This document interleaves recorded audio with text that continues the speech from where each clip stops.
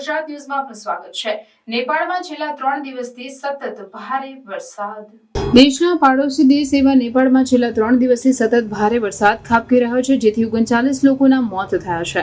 આટલું ઓછું હોય તેમ 11 લોકો વરસાદી પાણીમાં ગુમ થઈ ગયા હોવાનું સામે આવ્યું છે। નેપાળના ઘણા જિલ્લાઓમાં પૂરની સ્થિતિનું નિર્માણ થયું છે। સામેલધાર સતત વરસાદને લીધે લોકોને હાલાકીનો સામનો કરવો પડી રહ્યો છે। જોકે નેપાળની રાજધાની કાઠમંડુમાં પૂર હોવાથી દેશ વિદેશના પ્રવાસીઓને સમસ્યાનો સામનો કરવો પડી રહ્યો છે। નેપાળમાં શુક્રવારથી જ ભારે વરસાદ વરસી રહ્યો છે। ડિઝાસ્ટર વિભાગના અધિકારીઓના જણાવ્યા પ્રમાણે નેપાળના ઘણા જિલ્લામાં પૂરની સ્થિતિ સર્જાઈ છે।